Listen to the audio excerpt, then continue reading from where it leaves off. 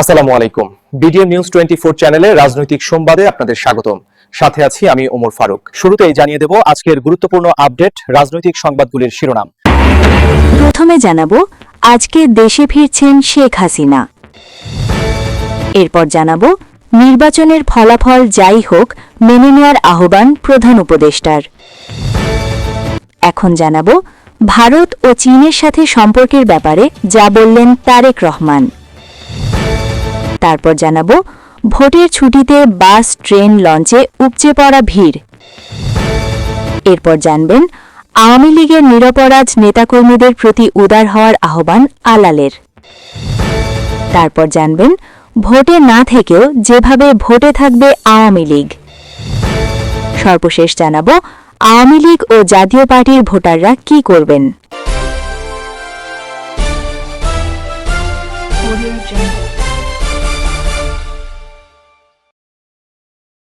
দর্শক, এতক্ষণ শুনলেন সংবাদ শিরোনাম, এখন শুনবেন বিস্তারিত। তবে বিস্তারিত শোনার আগে আমাদের চ্যানেলটিকে সাবস্ক্রাইব করুন। তাহলে চলুন শুরু করা যাক। আজকে দেশে ফিরছেন শেখ হাসিনা। বিশেষ ফ্লাইটে দেশে ফিরছেন আওয়ামী লীগ সভাপতি শেখ হাসিনা। দীর্ঘ বিরতির পর তার এই স্বদেশ প্রত্যাবর্তনকে কেন্দ্র করে সারা দেশে রাজনৈতিক মহলে ব্যাপক কৌতূহল ও উদ্দীপনা সৃষ্টি হয়েছে। দলীয় প্রধানের আগমন উপলক্ষে রাজধানী ঢাকা সহ সারা দেশের নেতাকর্মীদের মধ্যে উৎসবমুখর পরিবেশ বিরাজ করছে। সকাল থেকেই হযরত শাহজালাল আন্তর্জাতিক বিমানবন্দর ও এর আশেপাশের এলাকায় নিরাপত্তা ব্যবস্থা জোরদার করা হয়েছে। আইন শৃঙ্খলা রক্ষাকারী বাহিনীর পাশাপাশি আওয়ামী লীগ ও এর অঙ্গ সংগঠনের বিপুল সংখ্যক নেতাকর্মী বিমানবন্দর সড়কে অবস্থান নিয়েছেন। দলীয় সূত্রে জানা গেছে বিমানবন্দর থেকে সরাসরি তিনি ধানমন্ডি ৩২ নম্বরে বঙ্গবন্ধু শেখ মুজিবুর রহমানের প্রতিকৃতিতে পুষ্পস্তবক অর্পণ করতে যাবেন। সেখানে শ্রদ্ধা নিবেদন শেষে তিনি দলীয় কার্যালয়ে উপস্থিত হয়ে নেতাকর্মীদের উদ্দেশ্যে সংক্ষিপ্ত বক্তব্য রাখতে পারেন। আওয়ামী লীগের সাধারণ সম্পাদক এক বিবৃতিতে জানিয়েছেন যে শেখ হাসিনার এই ফেরা দলের সাংগঠনিক শক্তিকে আরও বেগবান করবে। এদিকে তার এই আগমনকে ঘিরে রাজধানীর ট্রাফিক ব্যবস্থায় বিশেষ নির্দেশনা জারি করা হয়েছে, যাতে জনসাধারণের চলাচলে বিঘ্ন না ঘটে। দীর্ঘ সময় পর নেত্রীকে কাছে পাওয়ার আশায় বিমানবন্দর টার্মিনালের বাইরে জড়ো হচ্ছেন হাজার হাজার মানুষ। অন্তর্বর্তী সরকার নির্বাহী আদেশে কার্যক্রম নিষিদ্ধ করায় দেশের অন্যতম প্রধান দল আওয়ামী লীগ 12ই ফেব্রুয়ারির নির্বাচনে প্রতিদ্বন্দ্বিতা করতে পারছে না। অতীতে অনেক সরকার অনেক দলকে নিষিদ্ধ করেও শেষ পর্যন্ত দমিয়ে রাখতে পারেনি। শেখ হাসিনা সরকারের অন্তিম সময়ে জামায়াতে ইসলামীকে নির্বাহী আদেশে নিষিদ্ধ করা হয়েছিল, অথচ দলটি এবারের নির্বাচনের অন্যতম প্রধান রাজনৈতিক শক্তি। জিয়াউর রহমানের আমলে ডেমোক্রেটিক লীগ ও কমিউনিস্ট পার্টিকে নিষিদ্ধ করা হয়েছিল। প্রশ্ন উঠেছে আওয়ামী লীগবিহীন নির্বাচনে আওয়ামী লীগের সাধারণ কর্মী সমর্থকেরা কি করবেন। বিদেশে নিরাপদে থাকা আওয়ামী লীগ নেতারা একের পর এক হুকুম দিয়েই চলেছেন, কিন্তু তাদের সে হুকুম দেশে থাকা নেতাকর্মীদের কতটা বিপদে ফেলছে তারা একবারও ভাবেননি। গত বছর বেশ কিছু অঘটন ঘটেছে নেতাদের উস্কানিমূলক বিবৃতির কারণে। তারা ছাত্র আন্দোলনের নেতাদের অনুসরণে শাটডাউন ও কমপ্লিট শাটডাউনের আওয়াজ তুলেও জনগণের সাড়া পাননি, বরং মিছিল করতে গিয়ে সাধারণ কর্মীরা জেল জুলুমের শিকার হয়েছেন। বাংলাদেশের ত্রয়োদশ জাতীয় সংসদ নির্বাচন ফলাফল যাই হোক না কেন তা মেনে নেয়ার আহ্বান জানিয়েছেন অন্তর্বর্তীকালীন সরকারের প্রধান উপদেষ্টা ড. মোহাম্মদ ইউনুস। তিনি বলেন, আমি সকল প্রতিদ্বন্দ্বী প্রার্থীর প্রতি আন্তরিক আহ্বান জানাই, নির্বাচনের ফলাফল যাই হোক না কেন ব্যক্তিগত বা দলীয় স্বার্থের ঊর্ধ্বে ওঠে জাতির বৃহত্তর স্বার্থকে প্রাধান্য দিন। তিনি সবাইকে নির্বাচনের দিন ভোট দেওয়ার আহ্বান জানিয়েছেন। মঙ্গলবার 10 ফেব্রুয়ারি সন্ধ্যা 7টায় জাতির উদ্দেশ্যে দেওয়া ভাষণে তিনি এসব কথা বলেন। আগামী 12ই ফেব্রুয়ারি সকাল 7:30 থেকে বাংলাদেশে জাতীয় সংসদ নির্বাচন ও গণভোট হওয়ার কথা রয়েছে। সেই নির্বাচনের আগে জাতির উদ্দেশ্যে ভাষণ দিলেন প্রধান উপদেষ্টা। ড.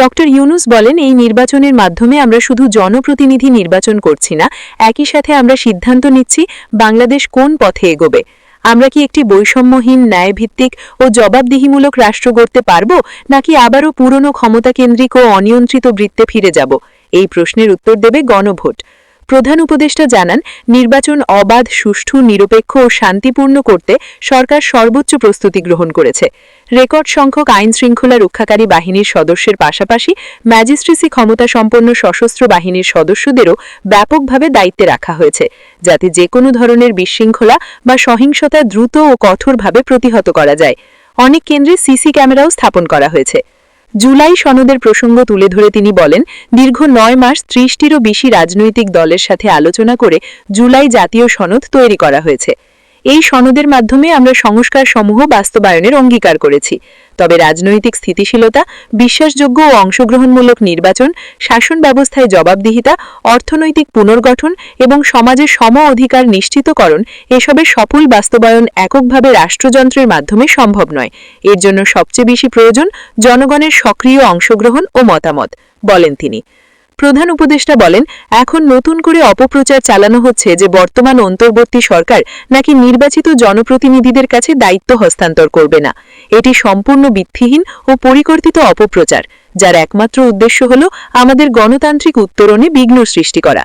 আপনারা নিশ্চিত থাকুন, নির্বাচনে বিজয়ী জনপ্রতিনিধিদের কাছে দ্রুততম সময় ক্ষমতা হস্তান্তর করে অন্তর্বর্তীকালীন সরকার তার দায়িত্ব সমাপ্ত করবে। বাংলাদেশ জাতীয়তাবাদী দল বিএনপির চেয়ারম্যান তারেক রহমান বলেছেন, বৃহস্পতিবার এবারের নির্বাচনের পর তারা এককভাবে সরকার গঠনে সক্ষম হবেন বলে আশাবাদ ব্যক্ত করেছেন।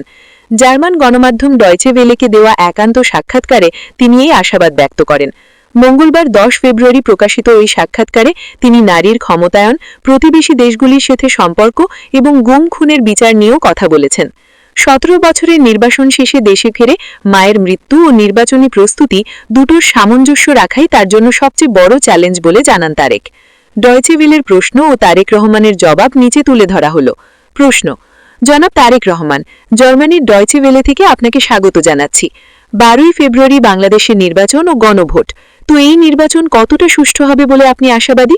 তারেক রহমান: আমরা আশা করছি যে নির্বাচনটা সুষ্ঠু হবে, মানুষেরও তাই প্রত্যাশা, আমরা আশাবাদী। প্রশ্ন: 17 বছর পর আপনি এই বাংলাদেশে এসেছেন, আপনি নির্বাসনে ছিলেন নানা কারণে।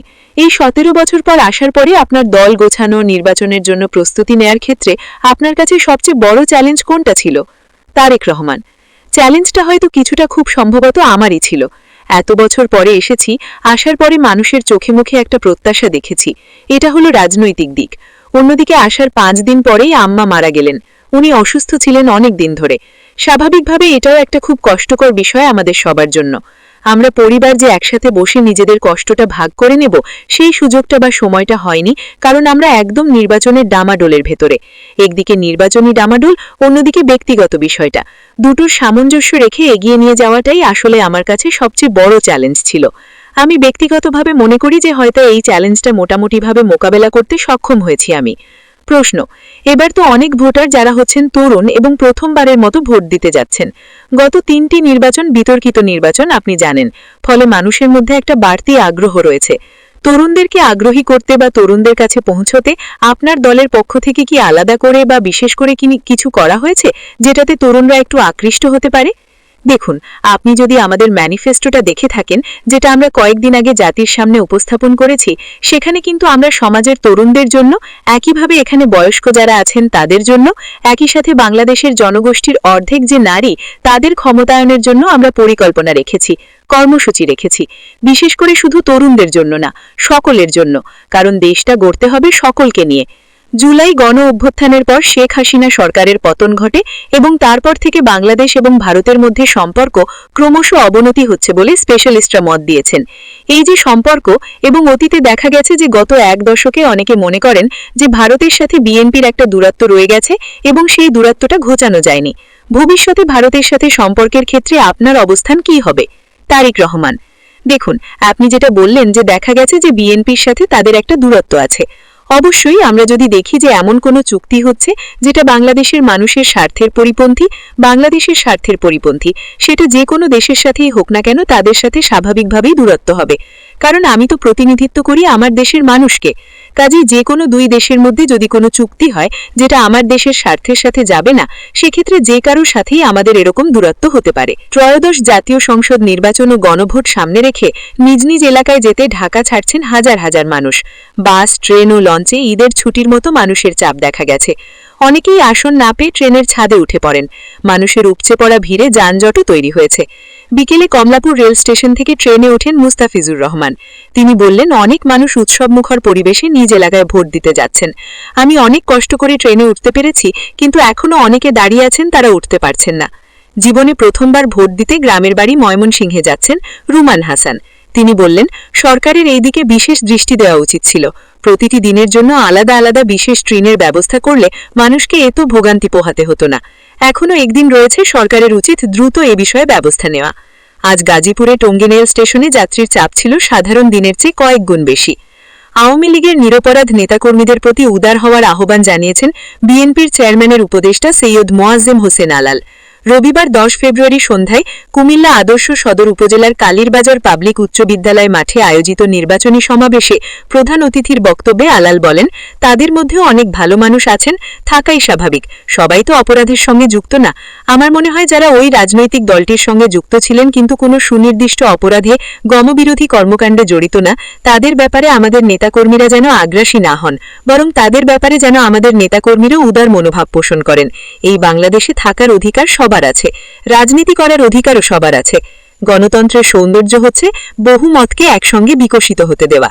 নির্বাচনের দিন পোলিং এজেন্টদের ভূমিকা সম্পর্কে মোয়াজ্জেম হোসেন বলেন, আমরা যখন হজ পালন করতে যাই আমাদের মা বোনদের নিকাব খুলে ছবি তুলতে হয়, হজের নিবন্ধন করতে হয়। নির্বাচন কমিশনের নির্দেশনা অনুযায়ী মহিলা ভোটারদের মুখমণ্ডল প্রদর্শন করতে হবে। ভোটের দিন কেউ যেন ধর্মের দোহাই দিয়ে কোনো প্রকার ঝামেলা না সৃষ্টি করে, সেদিকে আপনারা সজাগ দৃষ্টি রাখবেন।